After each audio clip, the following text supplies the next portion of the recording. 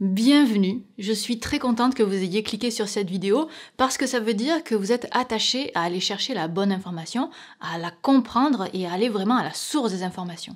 Et je veux vous aider dans votre démarche parce que si vous n'avez pas été formé préalablement en recherche, c'est difficile de comprendre ces sources-là. Mais avec quelques clés, vous devriez pouvoir vous en sortir. Aller à la source des informations, en général, ça veut dire qu'on va aller lire des articles de recherche. Mais ces articles, si vous en avez déjà vu, ce sont des publications d'experts qui ne sont pas destinées à être comprises par les journalistes, les vulgarisateurs, ni les étudiants. Donc le langage et la façon dont l'article est agencé est quand même vraiment particulière. Et si on ne sait pas comment ça fonctionne, si on ne sait pas comment c'est construit, c'est d'autant plus difficile de les lire. D'ici la fin de la vidéo, vous aurez les clés pour savoir comment lire un article de recherche, parce que non, ce n'est pas aussi simple que de commencer par le début et de finir par la fin. Ces explications se basent sur mon expérience personnelle d'écriture de ce genre d'articles, mais aussi, et surtout, avant tout même, sur mon usage quotidien de la lecture d'articles pour mon travail de vulgarisation à la radio ou sur Syllabus. Alors des petites notes avant de commencer. Premièrement, ce que j'appelle un article scientifique dans cette vidéo, c'est un article de recherche qui est publié dans des journaux scientifiques par des professionnels en recherche académique ou privée et qui a été relu et révisé par les pairs idéalement avant la publication. Alors malheureusement, au sein de tous les articles qui sont publiés dans le monde, ils ne se valent pas tous, comme partout, mais reconnaître un mauvais article d'un bon article, c'est hors sujet pour cette vidéo. Là, nous, on se concentre vraiment sur notre capacité à décrypter un article de recherche, quel qu'il soit. Deuxième petite note avant de commencer, pour avoir accès à ces papiers, il y a plusieurs méthodes. Personnellement, j'utilise Google Scholar, qui est le Google des chercheurs. Si vous ne savez pas comment accéder aux articles, vous aurez l'info en description. C'est parti, on commence d'abord par comprendre comment un article s'agence. On entrera ensuite dans les détails de chacune des parties, et ensuite on finira par mes conseils sur l'ordre de lecture. Alors un article, souvent, ça ressemble à ça. On a le titre, évidemment, en dessous on a la liste des auteurs, le premier auteur étant généralement celui qui a vraiment écrit le texte, et puis on a les affiliations de chacun des auteurs, à quelle entreprise, université, hôpital ils appartiennent, etc. Ça se voit pas comme ça, mais il y a beaucoup de politique sur les noms et l'ordre d'apparition, mais ça, on le laisse de côté. Le texte est ensuite découpé en sections. La première section en général c'est l'abstract ou le résumé en bon français, suivi de l'introduction, puis ce qu'on appelle les matériaux et méthodes, les résultats, la discussion, la conclusion et les références. Ça c'est les terminologies qu'on emploie souvent pour dénommer chacune des parties, mais ça peut varier même si ça reste à peu près la même structure partout. Au niveau de la façon dont les articles sont écrits, c'est pas la lecture la plus agréable de la planète. On va se l'avouer, les phrases sont complètement dénuées d'émotion, il n'y a aucune histoire ou rarement, aucune personnalité ne transparaît et le vocabulaire est extrêmement spécifique. Lire des articles de ce type pendant plus de 2 heures dans une journée, ça relève de la performance. Ok, j'exagère peut-être un peu, mais vous comprenez l'idée. Si c'est la première fois que vous allez lire un article scientifique, sachez que cela requiert beaucoup de concentration, et c'est normal. C'est pas parce que vous êtes nul, c'est juste que c'est quand même assez difficile. Étant donné le jargon qui est employé dans ces textes, ce qui n'est pas un défaut dans un article de recherche, vous aurez peut-être, probablement, sûrement, à aller chercher la définition de certains mots pour comprendre ces articles, et ça aussi, c'est normal. Donc voilà, donc ça c'était un petit peu comment est-ce qu'un article s'agence. Maintenant on rentre dans le détail de chacune des sections, en commençant par la première évidemment, qui est l'abstract. Le but d'un abstract, comme son nom l'indique, c'est donc de résumer tout l'article en seulement quelques lignes. Et a priori, c'est la première chose qu'on lit dans un article. Vous avez tout qui est condensé, le contexte de travail, la façon dont les résultats ont été obtenus, les résultats eux-mêmes, un chouïa minuscule de discussion et la conclusion. Pour moi, l'abstract, en fait, il va servir de déterminant.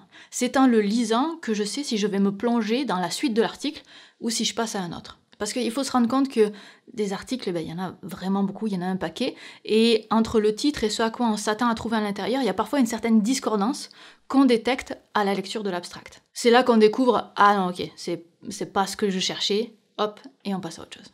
Avec le temps et l'expérience, vous allez peut-être vous mettre à lire uniquement des sections de l'abstract. Moi, ça m'arrive souvent maintenant, quand je sais exactement ce que je cherche, je lis uniquement les dernières lignes de l'abstract, la mini-section qui correspond au résultat et à la conclusion, parce que ça me permet d'avoir tout de suite le message de l'article, sa contribution. En général, ça me suffit pas à trouver mon information, mais juste à déterminer si je vais lire l'article. On passe à la section suivante, l'introduction. L'introduction dans un article de recherche, elle est là pour établir le contexte. Elle est censée donner assez d'informations au lecteur pour être capable de comprendre la suite. Donc honnêtement, si vous connaissez déjà bien le sujet, c'est une section qui n'a pas réellement d'utilité pour vous et vous pouvez la sauter. D'ailleurs, dans mon domaine de recherche, c'est la section que je lisais le plus quand je débutais et que je sautais quand j'étais moi-même devenue une experte. Ou du moins, je jetais juste un simple coup d'œil, mais j'en faisais pas vraiment une lecture approfondie. Par contre, dans mon travail de vulgarisation, c'est très différent, parce que je suis sans arrêt en train de chercher des informations pour lesquelles je ne suis absolument pas experte. Et là, l'introduction est extrêmement précieuse pour moi. C'est là qu'on va trouver une description du sujet un petit peu plus détaillée, qui correspond souvent à un consensus scientifique, et on aura aussi un résumé des travaux précédents. Donc c'est parfait pour vraiment savoir ce qu'on sait, ce qu'on ne sait pas, ce qui est acquis, ce qui est en cours d'acquisition, ce genre de choses. C'est aussi dans l'introduction que l'on trouve beaucoup de références, ce qui est crucial pour la suite de nos recherches. En fait, à chaque fois qu'un chercheur donne une information, cette information, il la tire bien de quelque part. Et il se doit de la noter. Et donc c'est pour ça qu'on a toujours la source en référence. Et donc ça, souvent, moi-même je l'utilise, c'est-à-dire que je vais voir les sources que cet article cite pour approfondir la compréhension du sujet. Et ce sont des atouts assez incroyables à ne surtout pas négliger. En résumé, l'introduction, c'est surtout utile pour découvrir le domaine, mais si vous êtes familier de la chose, peut-être que la lecture n'est pas indispensable. Vient ensuite la partie matériaux et méthodes. C'est dans cette partie que les auteurs ont expliqué comment est-ce qu'ils font leurs expériences, leurs calculs pour arriver aux résultats qu'ils vont nous présenter. C'est la partie la plus facile à écrire quand on est un auteur d'un article scientifique, mais probablement la plus chiante à lire quand on est lecteur. Et il faut bien avouer que c'est la partie qu'on a le plus tendance à sauter en tant que lecteur débutant ou avancé d'ailleurs. Et pourtant, c'est un passage crucial, parce que c'est là que tout se joue. Les résultats qu'on va lire ensuite n'ont absolument aucune valeur si l'expérience a été faite avec les pieds. Et donc finalement, c'est en lisant cette partie-là et en la comprenant qu'on sait à quel point les résultats peuvent être fiables et réutilisés. Je vous raconterai prochainement dans une vidéo une de mes mésaventures à ce sujet. Évidemment, ça dépend de la raison pour laquelle vous lisez un article, mais si jamais vous le lisez parce que vous voulez réutiliser les résultats qui sont présentés, il est primordial de vérifier que la façon dont les résultats ont été obtenus est correcte. Sauf que c'est beaucoup plus facile à dire qu'à faire, parce que en ce qui me concerne, et ce qui concerne absolument tout le monde, quand on lit des articles scientifiques qui ne sont pas dans notre domaine d'expertise, ce qui, quand on fait la vulgarisation, arrive à peu près tout le temps, c'est difficile de les comprendre. C'est pas parce que je suis formée en recherche que je suis formée à comprendre tous les articles du monde. Et donc, il est probable que l'article soit quand même difficile d'accès, notamment pour la compréhension de la partie matériaux et méthodes. Alors comment on fait ? On fait au mieux de ses compétences, en gardant toujours en tête, en ayant conscience qu'on n'est pas forcément capable de juger l'entièreté de l'article en question. Et c'est pour ça que ça vaut la peine d'aller regarder les sources, de voir où est-ce que cet article a été cité, pour comprendre un petit peu dans quoi l'article s'inscrit. Et si vous avez la possibilité de vérifier les informations avec un spécialiste ou un relecteur, évidemment, c'est bien mieux. Et donc le point le plus important peut-être quand on lit un article scientifique, c'est d'être conscient de la limite de ce qu'on peut comprendre. Et on a souvent un excès de confiance. Et puis, un autre point, on ne se rend pas forcément compte de ça, même si on comprend la terminologie, le jargon qui est utilisé dans l'article, il faut aussi avoir une certaine compréhension de la science, de la rigueur scientifique, de la méthode scientifique, sans quoi c'est difficile de juger la qualité d'un travail. Soyez conscient de la limite de ce que vous comprenez, ce qui est difficile à faire. Attention à l'excès de confiance, encore une fois, parce qu'on en est tous coupables. Et moi-même, j'apprends encore tous les jours sur la méthodologie scientifique. Et tant mieux, c'est positif de continuer à apprendre toute sa vie. Vient ensuite la partie des résultats. C'est cette partie qui intéresse en général. Personnellement, moi, ça me laisse un peu de marbre, parce que je trouve ça un peu vide de sens, les résultats qui sont très bruts comme ça, il manque de contexte. D'où l'intérêt de lire les matériaux et méthodes qui le précèdent, et surtout, la discussion qui les suivent.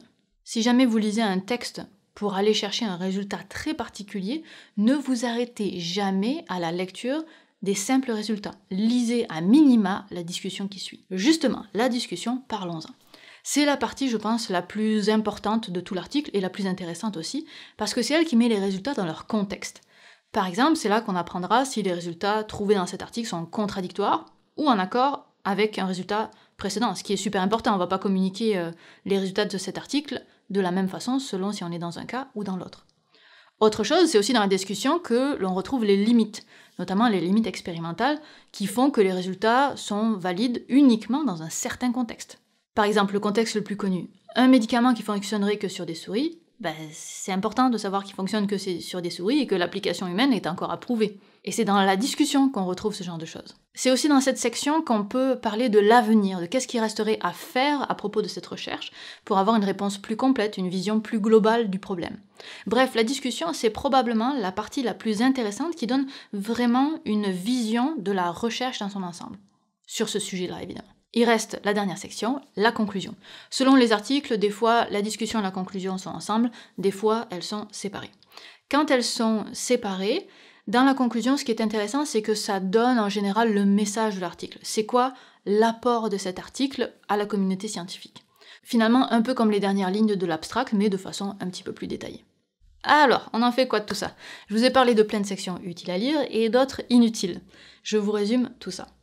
Si c'est la première fois que vous allez lire un article scientifique, lisez-en au moins 10 en entier, du début à la fin, sur idéalement un sujet que vous connaissez bien. L'idée, c'est que vous intégriez vraiment à quoi correspondent chaque section. Après, avec un petit peu plus d'expérience, vous pourrez progresser vers une lecture partielle des articles. Mais je pense que c'est vraiment important de faire ce travail-là de lecture complète plusieurs fois. Si vous êtes dans le cas où vous cherchez à comprendre un sujet, à avoir une vision globale, sans forcément avoir les résultats les plus d'actualité possible. Dans ce cas-là, vous pouvez lire l'introduction en premier et servez-vous des références pour approfondir le sujet. Si vous cherchez quel est le message de l'article, quels sont ses résultats, dans ce cas-là, commencez par lire les dernières lignes de l'abstract pour valider que l'article que vous avez choisi parle bien de ce que vous cherchez. Si la réponse est oui, vous pouvez confirmer en lisant la conclusion. Si la réponse est encore oui, lisez ensuite la discussion pour avoir les résultats contextualisés. Et là aussi, vous pouvez aller voir les références qui sont listées, je recommande. Et si vous envisagez de réutiliser l'information que vous trouvez, remontez bien dans les matériaux et méthodes pour vérifier que la façon dont ces résultats ont été obtenus est correcte. Je pense que vous l'aurez compris, mais ces conseils sont pour des personnes qui ne sont pas en recherche, qui ne sont pas formés en recherche. Si vous êtes en train de faire votre revue littérature pour votre doctorat ou projet de recherche, vous savez déjà ce qu'il faut faire. Comme par exemple, avoir une lecture plus approfondie, plus critique, prendre des notes, parce que vous aurez oublié d'ici la fin de votre doctorat, c'est promis. Utiliser un gestionnaire de citation, aller toujours à la source, de la source, de la source, etc. etc. Et surtout, on n'oublie pas que si vous utilisez les travaux ou les données de qui que ce soit, pour produire quoi que ce soit, il est de votre devoir moral et éthique de citer d'où vous tirez vos informations, comme les chercheurs le font, eux et elles aussi, entre eux. Donc, quand vous lisez un article, notez la référence et indiquez-la à la fin de votre document.